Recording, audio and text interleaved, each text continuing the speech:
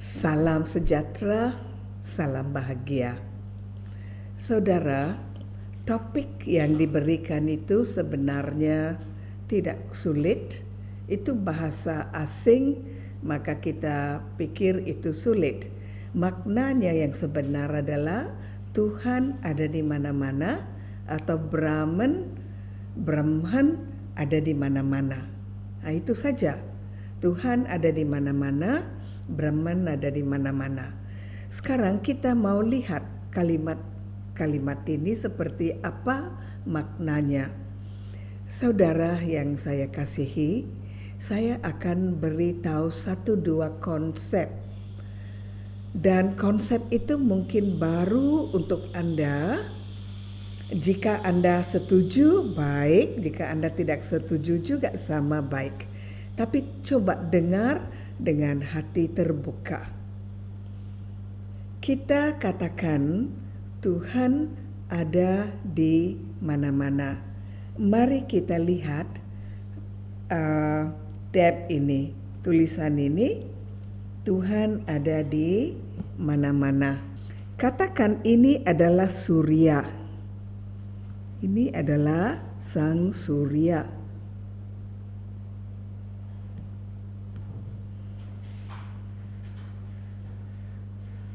Kita dapat tulis. Oke, ini surya. Sang surya.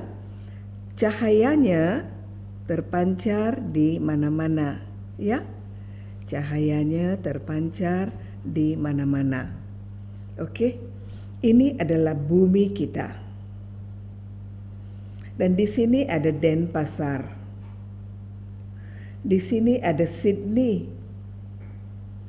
Di sini ada Delhi. Di sini ada Dubai. Di sini ada London. Dan di sini mungkin New York. Ya, ini sebagai hanya satu contoh, ya. Surya itu satu. Orang di Sydney ingat Tuhan, pasti mereka ingat yang satu itu, Anda di Denpasar, kita di Denpasar, kita ingat Tuhan, kita ingat yang satu. Orang di Delhi ingat Tuhan yang satu itu. Orang di Dubai juga sama. Orang di London, orang di New York, orang di mana-mana, Jepang misalnya. Tuhan itu satu. Tapi kita bisa mengingat beliau dimanapun kita berada di bumi ini. Berarti cahaya beliau, strom beliau, sinar beliau itu bisa kita tangkap, connect, rasa, pikir, sambung, atau ada komunikasi dengan sinar beliau itu. Maka sinar ada di mana-mana. Sinar matahari ada di mana-mana, tapi matahari satu. Tuhan Maha Esa satu. Sinar beliau, cahaya beliau, nilai-nilai luhur beliau, karakter beliau, kekuatan beliau, belas kasih beliau, cinta kasih beliau, semuanya bisa kita lihat di mana-mana kita berada. Itu. Maka adakah Tuhan ada di mana-mana atau adakah istilah lain? Saudara, ada 2 istilah. Saya buat kembali 2 istilah itu. Satu adalah sarva vyapi. Anda mungkin pakai vyapi. Ya. Tuhan ada di mana-mana.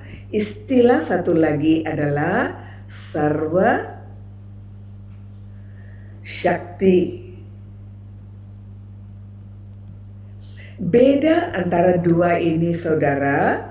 Jika sarva vyapi, Tuhan ada di Sydney, wujud di Sydney, Tuhan wujud di Denpasar, Tuhan wujud di Delhi, Tuhan banyak. Dan itu tidak benar. Tapi sarva shakti, Tuhan itu satu, tapi sinarnya bisa kita peroleh di mana-mana. Dan siapa yang bisa dapat sinar itu? Brahman. Siapa itu Brahman atau Brahm atau Brahma? Siapa? Orang yang inteleknya atau jiwanya atau mentalnya atau pikirannya terkonek dengan yang satu, Shiva. Tuhan yang Maha Esa adalah Shiva, Sada Shiva. Ya, Shiva Param Atma. Ya, Shiva itu Tuhan Shiva. Tapi kita, jika kita ada pikiran suci, kita bisa dikatakan jiwa Brahman. Jiwa Brahman. Brahman adalah satu sifat. Sifatnya adalah suci. Orang yang suci bisa buat connect dengan Shiva. Dimanapun orang itu berada, dia bisa membuat koneksi dengan Tuhan. Adakah Brahman yang orang suci itu? Kita juga bisa jadi Brahman. Brahman adalah pikiran kita suci. Nanti saya jelaskan dengan lebih bagus apa itu Brahman. Maka jika kita suci, kita bisa buat koneksi dengan beliau, dan beliau bisa membalas kita dengan memberi kita kekuatan, memberi kita cahaya, memberi kita belas kasih, memberi kita kebahagiaan. Semua beliau memberi kita. Maka Shiva itu satu, jiwa-jiwa suci itu banyak. Ini satu. Untuk satu itu yang kecil, Ida Sang Hyang Widiwasa juga dikatakan Ida Sang Hyang Embang, titik, bindu. Maka bindu, titik, menjadi sindu. Kenapa sindu? Karena sinarnya ada di mana-mana, kayak lautan. Tuhan satu, titik cahaya, bindu, sinar beliau ada di mana-mana kayak lautan, sindu. Tuhan bindu seperti sindu cinta beliau. Tuhan bindu seperti kebahagiaannya kayak sindu. Dan Brahman adalah jiwa suci yang belajar membuat koneksi dengan yang satu itu. Jika Anda paham konsep ini, Tuhan adalah Sarva Shakti, bukan Sarva Vyapi. Tuhan tidak wujud di mana-mana karena Tuhan itu satu. Kenapa Tuhan itu harus satu dan bukan dua, tiga? Karena saudara, katakan ini adalah Tuhan. Ya, Tuhan.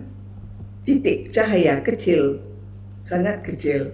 Saya mau mengingat beliau, itu namanya ingatan itu bisa dikatakan yoga, itu bisa dikatakan ingat, itu juga bisa dikatakan connect. Ya, itu juga dikatakan pikir. Apa saja, saya di sini, saya hantar pikiran saya ke Dia yang Maha Esa, yang satu itu. Dan orang ini namanya Brahma. Ini adalah konsep yang kita belajar di Brahma Kumaris. Brahma Kumaris mengatakan kita belajar jadi suci, pikiran suci, makanan suci, kata-kata suci, perbuatan suci, pergaulan suci, bacaan suci, pola hidup suci, namanya Brahman.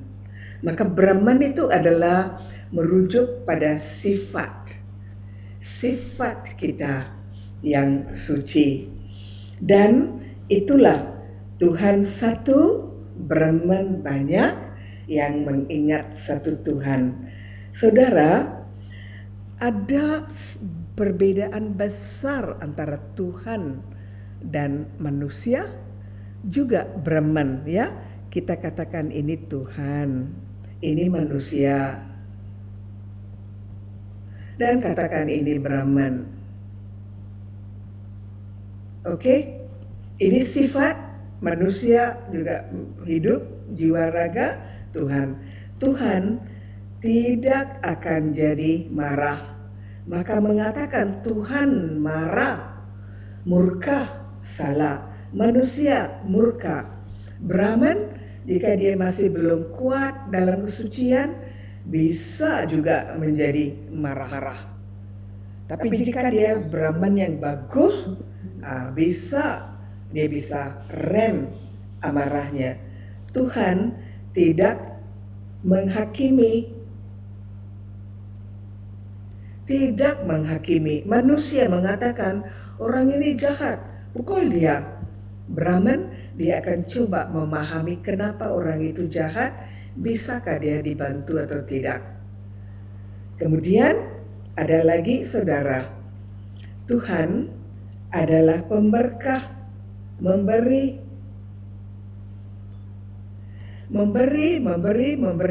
seperti surya yang menyinarkan sinarnya kemana-mana terus tanpa mengharapkan balasan. Manusia memberi tapi mereka harapkan balasan. Brahman ya satu tanda tanya karena mereka ini kesuciannya kita belum pasti. Oke, maka ada beda antara kita manusia. Kita mau belajar menjadi Brahman supaya kita ada di mana-mana. Inilah tujuan kita. Bagaimana kita bisa jadi ini? Dengan selalu mengingat yang ini. Kita tidak mau jadi orang yang marah, serakah, ego, kemudian terikat, ada cemburu, ada korupsi, ada berjudi, ada minuman keras atau apa. Kita tidak mau itu. Kita mau jadi Brahman. Brahman itu adalah sifat orang yang pola hidupnya terkontrol, yang sering melakukan satu koneksi dengan Tuhan secara total begitu. Saudara, katakan ini adalah mental manusia. Dan ini mental Brahman. Ini manusia. Ini Brahman. Setiap Brahman dengan manusia memiliki kira-kira 40.000 pikiran setiap hari 24 jam. Jika manusia, dia ingat kerjanya, dia ingat keluarganya, dia ingat hobinya, dia ingat TV-nya, dia ingat WhatsApp-nya, dia ingat uang yang akan dipakainya, dia ingat hal-hal fisik, dia ingat shopping dan teman. Ini manusia. Padahal jika Brahman sebagian besar dari pikiran pergi kepada Tuhan yang Maha Esa, yang lain kerja, keluarga, teman, hobi, pekerjaan, kemudian hal-hal penting tanggung jawabnya. Itu beda. Ini beda. Berapa banyak pikiran yang kita pakai untuk mengingat Tuhan dalam satu hari. Ya, ingat sekarang. Sekarang saudara sudah lihat Tuhan beda, Brahman beda, manusia beda. Oke, sekarang lihat saya saudara. Saya tidak pakai tabnya. Jika ada seorang tukang masak yang pintar di Denpasar. Ada tukang masak pintar di Denpasar. Semua penduduk Denpasar beli masakan dari ibu itu. Semua orang membeli makanan dari ibu itu. Adakah ibu itu ada di rumah setiap orang? Tak ada. Tapi makanannya ada di setiap rumah. Ya, itu. Tuhan satu, ingatan kepada beliau ada pada kita dan kita bisa pilih. Saya mau ingat Tuhan hari Minggu atau hari Jumat atau hari Kamis atau hari tertentu, jam tertentu. Itu adalah ingatan resmi sesuai dengan agama. Agama mengatakan hari ini ingat Tuhan, hari ini purnama. Nah, kita ingat ada jadwal. Manusia mengikut jadwal, tapi Brahman dia ikut jadwal dan dia juga ikut hatinya, terus mengingat Tuhan seperti seorang kekasih mengingat orang yang dikasihinya. Jika Anda punya pacar, waktu Anda ada di kantor, Anda akan terus lihat jam Anda. Jam berapa Anda bisa pulang supaya bisa bertemu dengan pacar. Jika Anda punya pacar, waktu Anda shopping, Anda ingat mau kasih apa, beli apa untuk pacar. Ketika Anda masak, Anda ingat pacar, mau masak apa untuk dia. Malam-malam Anda ingat beliau dan Anda teleponnya, hubunginya. Terus ada ingatan manusia kepada manusia.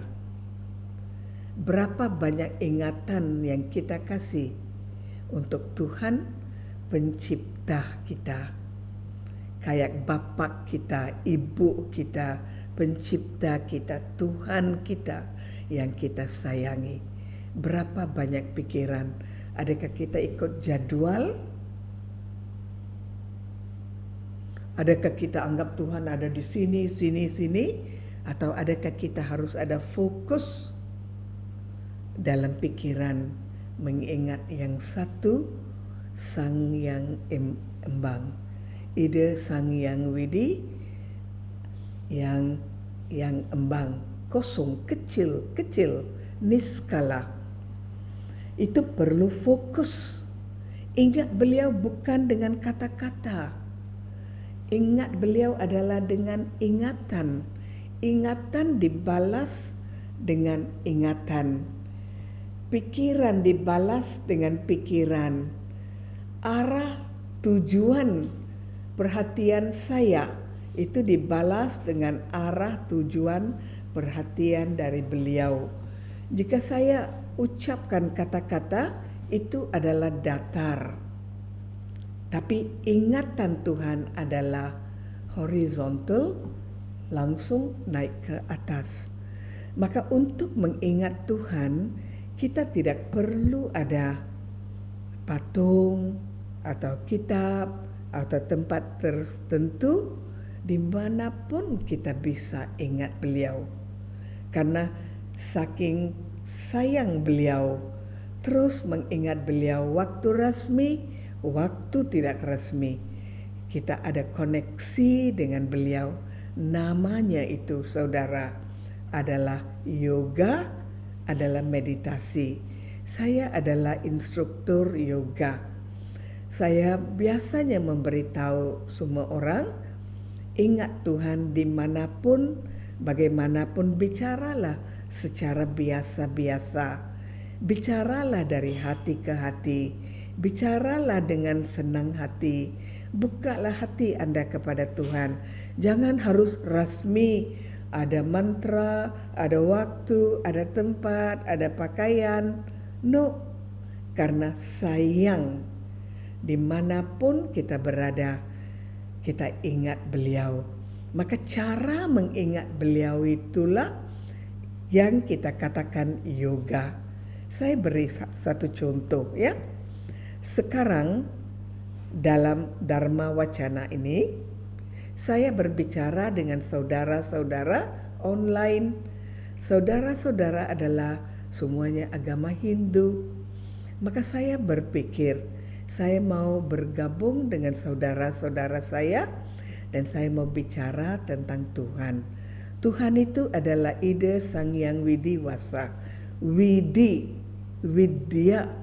Widya apa? Bukan matematika, bukan sains, ya, bukan ilmu alam, bukan astronomi, astrologi, no. Widi, Sang Hyang Widi Wasa. Widi itu adalah the art of living. Dalam Bali, di Bali ada satu yang sangat indah. Anda katakan Trikaya Parisuddha.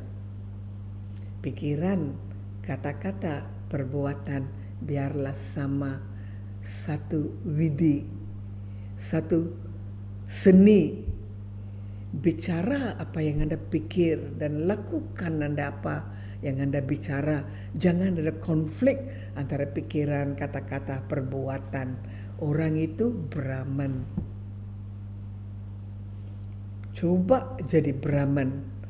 Pakai Trikaya Parisuddha. Lagi satu, di Bali ada Trihitakarana. Saya harus baik dengan diri saya. Baik dengan orang, baik dengan Tuhan, baik dengan lingkungan. Brahman adalah itu. Siapa Brahman? Ada Trikaya Parisuddha, Trihitakarana. Brahman. Brahman juga percaya pada Panca Shraddha.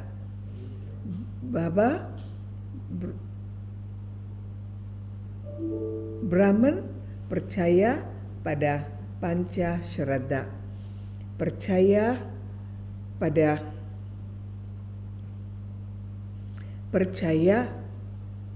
pada karma, punarbhawa, Tuhan, ya. Kemudian moksha, kami panggil mukti. Ya, ini kami percaya 5 ini. Ada hukum karma, ada Tuhan, ada jiwa, ada moksha, dan ada satu lagi apa? Punarbhawa, ya, punarbhawa. Kita percaya itu. Brahman akan melaksanakan semuanya supaya hidup di sini bagus. Nanti dia dapat moksha, pikiran kata-katanya satu, dia juga melaksanakan Trihitakarana, dan dia adalah Brahman.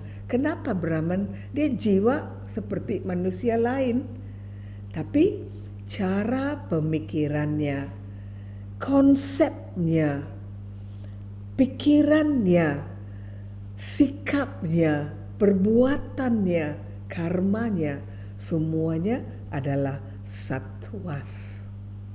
Brahman, makanannya, pergaulannya satwas. Jika kita setengah-setengah Brahman, setengah-setengah manusia, kadang makanan kita suci, satwas, kadang makanan kita bisa tamas, itu. Atau kadang-kadang pikiran dan kata-kata sama, tapi kadang-kadang tidak. Maka kita bisa lompat dari tahapan Brahman ke tahapan bukan Brahman. Begitu.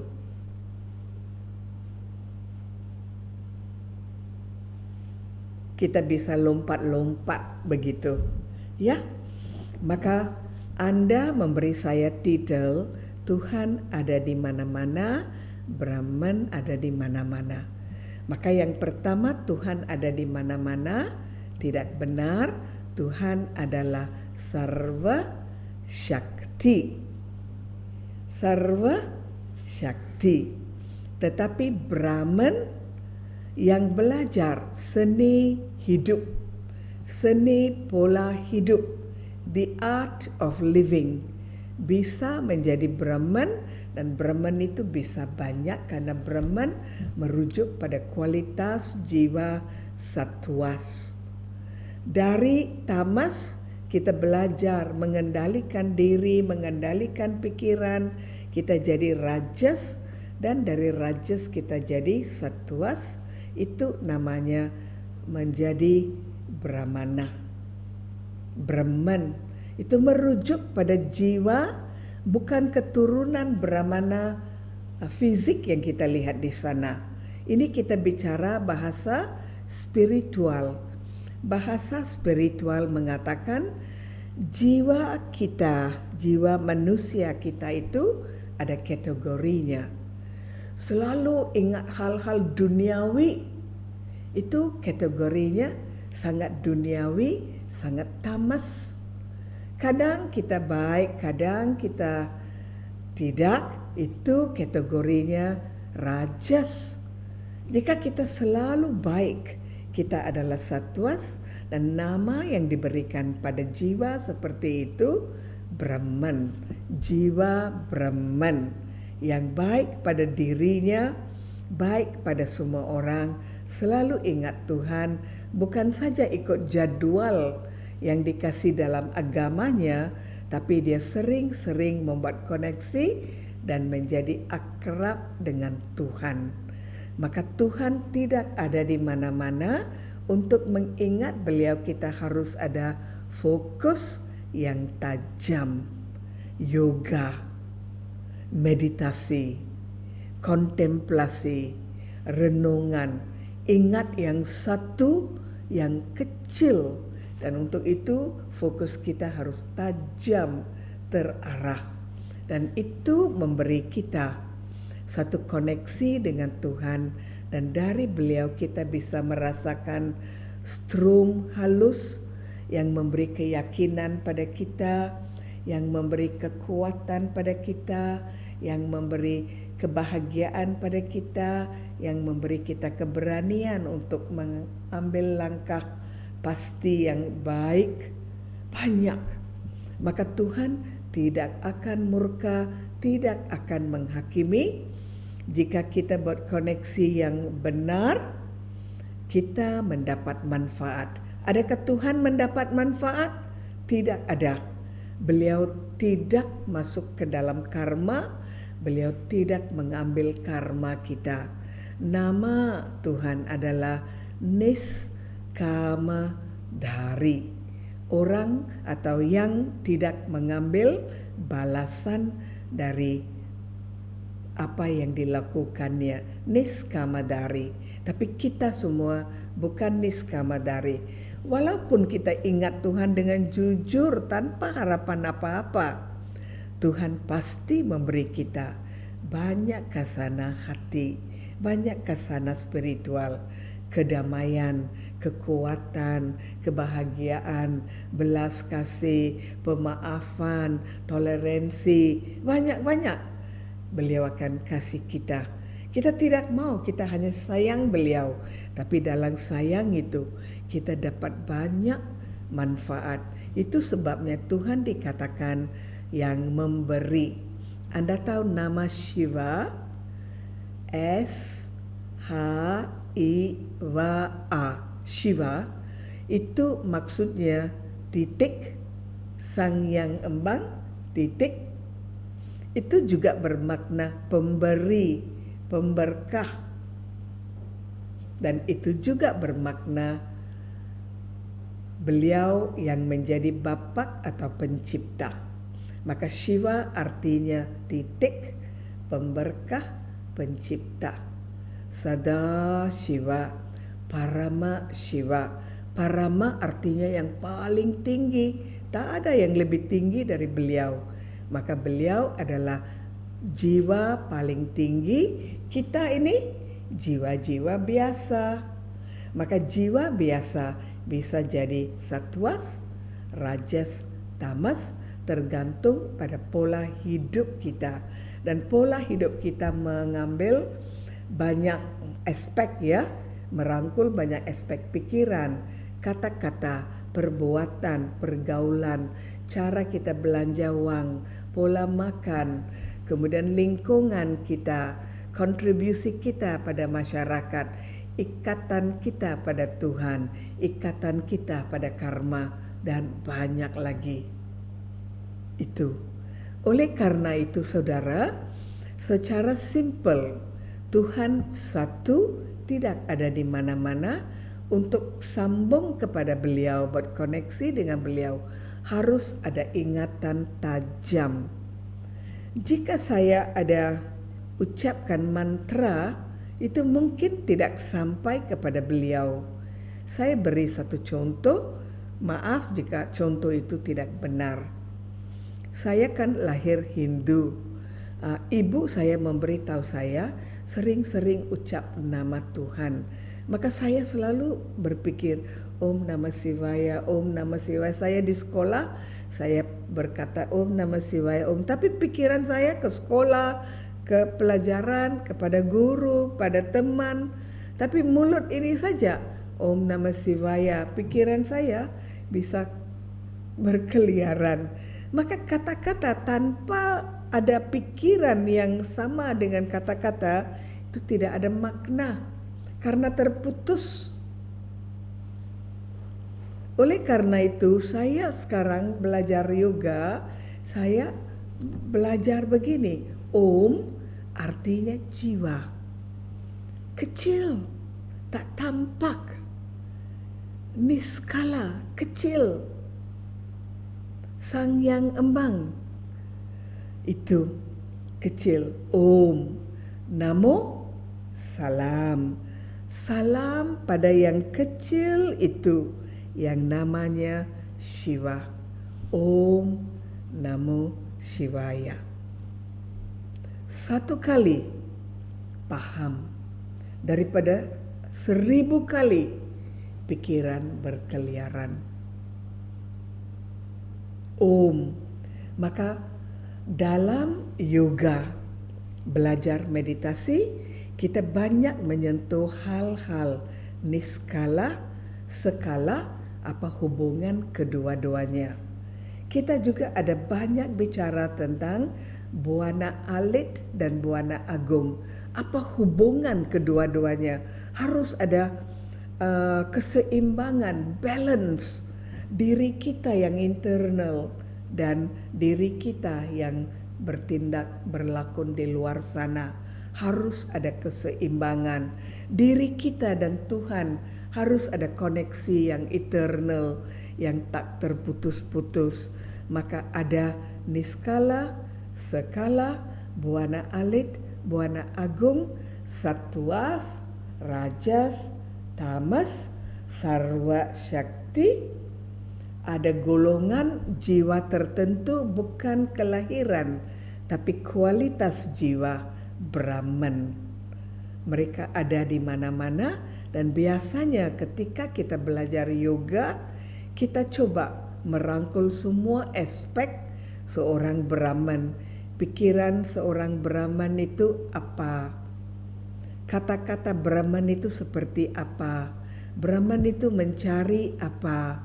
Brahman itu lihat apa, dengar apa, pikir apa, makanannya seperti apa, teman-temannya seperti apa, keluarganya dan pekerjaannya seperti apa. Semuanya ada. Brahman orang suci. Begitu. Maka kita bicara tentang 2-3 hal dalam pelajaran ini. Satu, Tuhan itu tunggal. Brahman itu ada segolongan, tak banyak, beberapa. Dan ada karma, dan ada takdir. Takdir kita ditentukan oleh, adakah kita mengikuti Trikaya Parisuddha, Trihita Karana, Pancasraddha. Itu takdir. Dan masa depan kita, hidup kita, mati kita, semuanya itu namanya ilmu spiritual. Kami di Brahma Kumaris mengajar ilmu spiritual. Apa hubungan antara satu dengan lain? Kenapa harus ada fokus? Jika Tuhan ada di sana, di sana, di sana, di sana, di dalam diri saya mau lihat di mana. Harus ada fokus. Beliau adalah titik cahaya niskala, kayak bintang cemerlang yang berkelip-kelip. Saya ingat beliau dengan satu pikiran yang terarah, terkonsentrasi, penuh kasih. Dan saya bicara dengan beliau, kayak saya bicara dengan ibu saya, bapak saya, teman saya, keluarga saya. Dan saya akan beri sedikit contoh bicara dengan Tuhan. Ya, ini satu cara berbicara dengan Tuhan. Saya beri contoh ya, dan saya tidak tutup mata. Karena yoga Brahma Kumaris adalah yoga membuka mata. Saudara, jika Anda tutup mata, durasi meditasi itu terbatas. Jika Anda bisa buka mata dan beryoga, ingat Tuhan. Durasi ingatan itu bisa panjang lama sepanjang hari. Maka meditasi Raja Yoga adalah membuka mata. Saya beri contoh, Anda bisa lihat saya dari layar Anda. Saya sekarang meditasi mengingat Tuhan Bapak Shiva, Sada Shiva, Parama Shiva. Tuhan Bapak, saya sadar saya jiwa berada dalam badan dan berlakon dalam sandiwara hidup ini. Lakonan saya ditentukan oleh saya, sang jiwa. Saya sang jiwa menghidupi badan ini, Tuhan. Saya sadar itu. Tapi kondisi saya sekarang ini, Tuhan, tidaklah kuat. Saya sering ada amarah. Saya sering menjadi takut. Saya sering tidak jadi mengontrol panca indera saya. Saya bisa bertindak secara terburu-buru dan menyesal. Bapak Tuhan, Bapak Shiva, saya datang kepadamu dalam pikiran, dalam satu ingatan ini. Saya menghadap Bapak saya, Shiva, supaya saya bisa mendapat sinar-sinar, strom, aliran listrik halus yang bisa saya rasakan itu mengalir ke dalam diri saya, itu masuk ke dalam diri saya. Saya meresap aliran itu, sinar itu darimu Tuhan, dan saya merasakan diri saya ada kekuatan untuk merem amarah saya, untuk merem kecerobohan saya. Saya sering-sering akan mengingatmu untuk memberi saya satu tahapan stabil, kokoh, tak tergoyahkan, supaya ketika saya berlakon dalam badan ini, dalam sandiwara hidup ini, saya jarang sekali membuat kesalahan.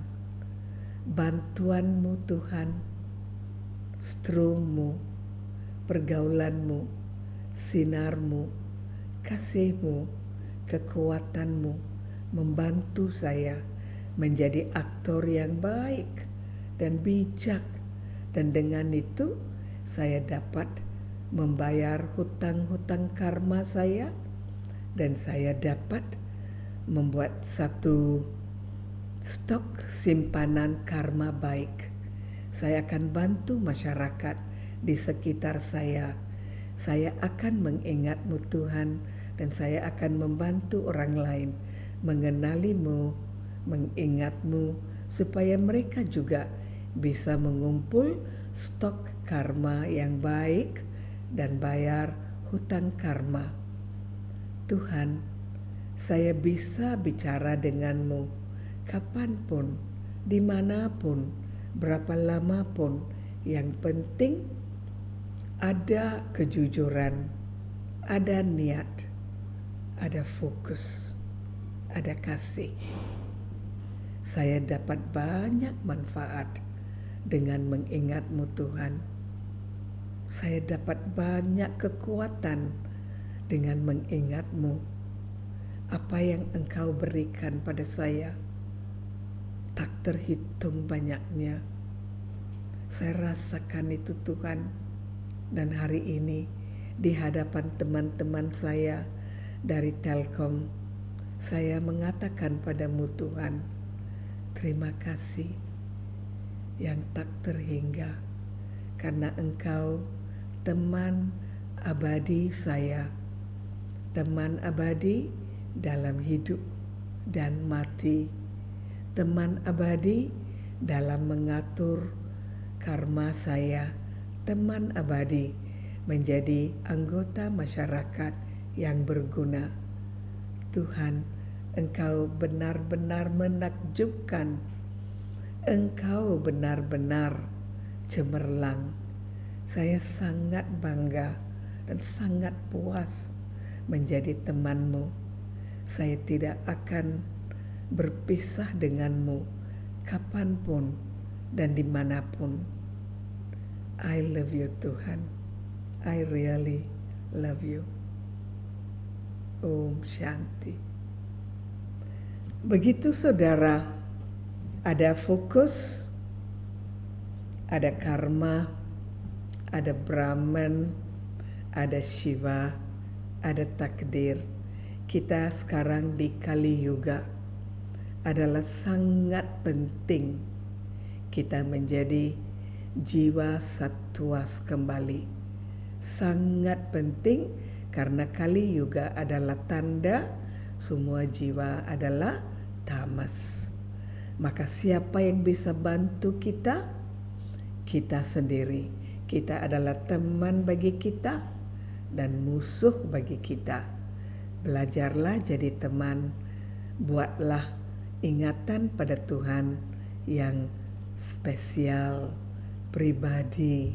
Karena hubungan saya dengan Tuhan adalah sangat pribadi.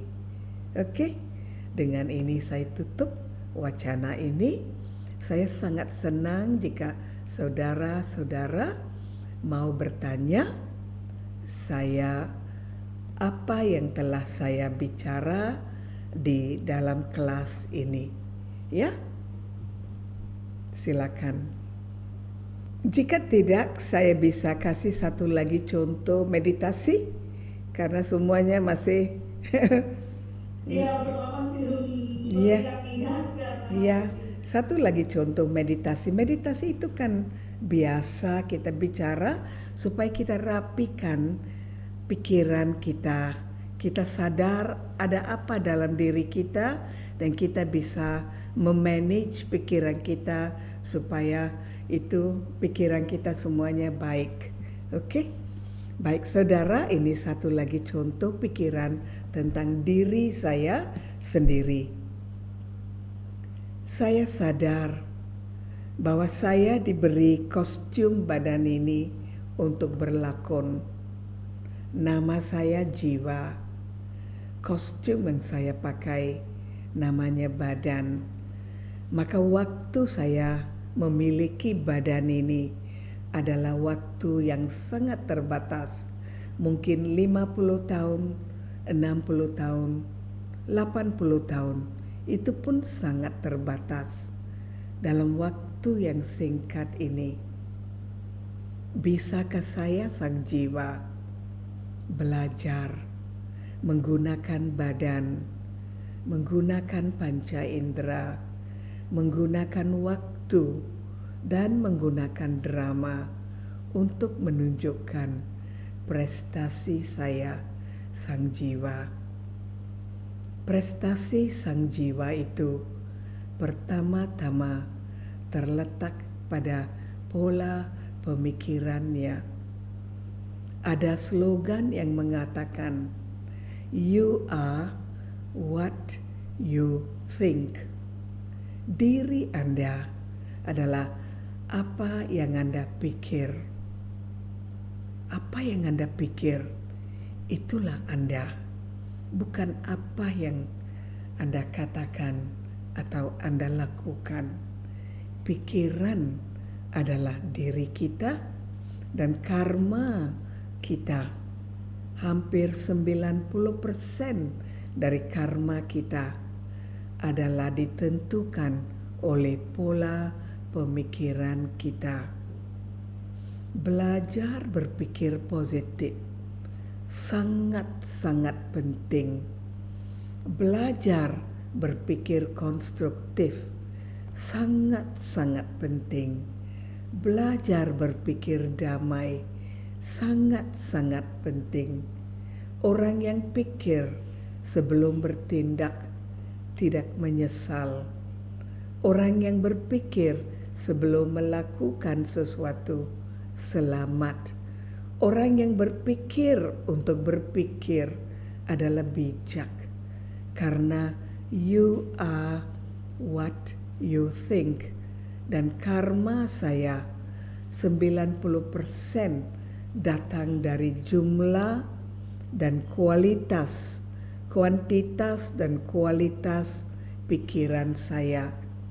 Jika pikiran saya hanya sangat duniawi, kualitas saya tidak baik, kuantitas saya juga tidak baik.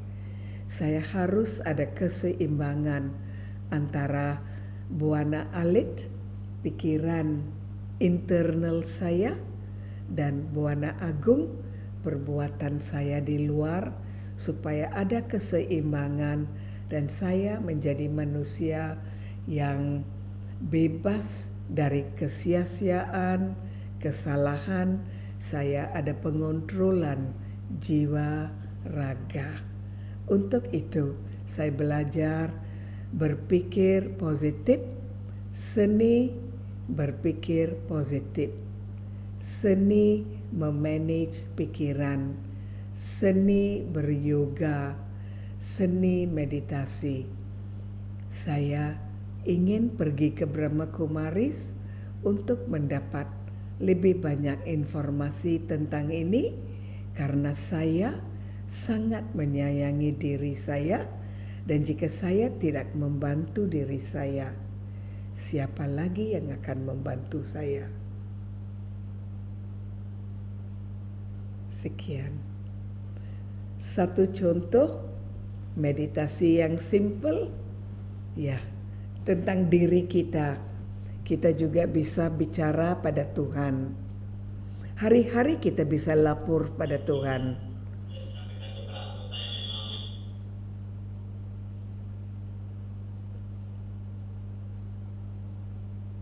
Baik, mungkin itu adalah salah satu contoh yoga dari Sister Janaki yang versi mata terbuka ya, Sister ya? Ya.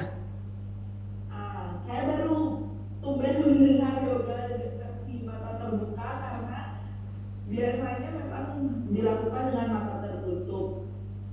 Cuman karena tumben dengar, saya jadi penasaran karena durasinya akan lebih lama untuk mata terbuka. Baiklah, tanya diri sendiri, jika mereka yang tutup mata bermeditasi, bisakah mereka fokus? Belum tentu. Ya. Apa kita bisa melakukan satu kali yoga pendek tapi semua dalam mata tertutup, Sister? Oke, bisa diikuti oleh mereka. Oke, bisa tutup mata, Anda ikuti. Ya, komentar ini ya. Saya lagi kasih satu lagi latihan yoga. Baik, rekan-rekan silakan diikuti untuk yoga singkat dari Sister Janaki, mungkin akan membantu untuk keseharian kita nanti. Ya, jika mau tutup mata silakan. Waktu ini adalah sangat spesial untuk saya. Saya, pikiran saya, dan Tuhan saya. Saya sangat menyayangi Tuhan karena sebagai pencipta, beliau ibarat orang tua saya. Saya harus hormati orang tua saya. Sebagai pencipta dari ciptaan, beliau memberi saya segala yang saya butuh. Semuanya ada dalam diri saya. Jika saya hanya bisa melihat ke dalam diri saya, mawas diri, introspeksi, saya bisa lihat bahwa dalam diri saya sudah ada kedamaian, sudah ada kebahagiaan, sudah ada kesucian, sudah ada kekuatan. Tapi saya jarang melihat dalam diri saya untuk mengambilnya. Saya cari di luar. Saya menganggap uang fisik akan memberi saya kebahagiaan. Sebenarnya kebahagiaan dan uang fisik adalah dua hal yang sangat berbeda. Uang fisik adalah materi dari buana agung, manakala kebahagiaan adalah sifat dunia atau buana alit. Milik buana alit tetap di buana alit seperti bahagia, damai, kasih, toleransi, dan saya bisa mengeluarkannya yang memang ada dalam diri saya, memunculkannya, memakainya, mencongkelnya dari dalam diri saya, dan saya belajar berlakon di sana mencari uang fisik untuk badan fisik. Uang fisik dan kesenangan fisik adalah untuk badan ini, tetapi kebahagiaan, takdir, karma adalah hal-hal mutlak dari alam internal saya, buana alit.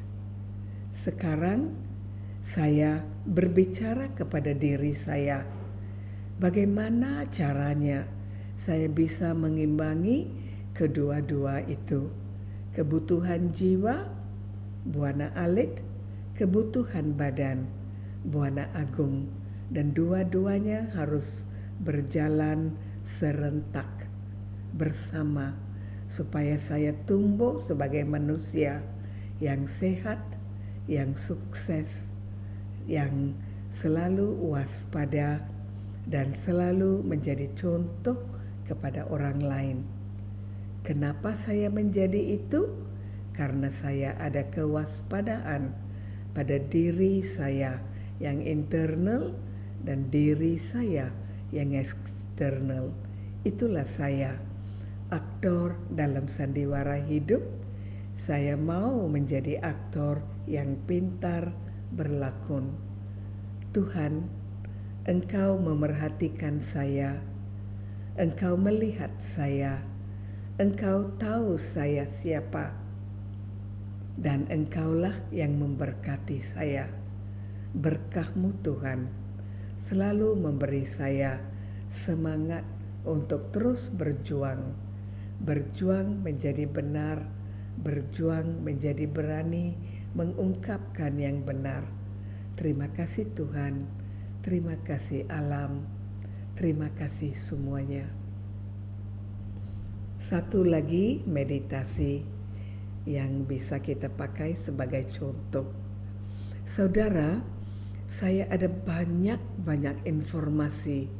Anda bisa pakai saya kapanpun secara gratis untuk pikiran positif, karma, takdir, drama, Tuhan, malaikat, ada banyak, Brahman, ada banyak. Saya suka sharing dengan Anda karena ilmu yang diberikan akan menjadi semuanya bahagia. Terima kasih.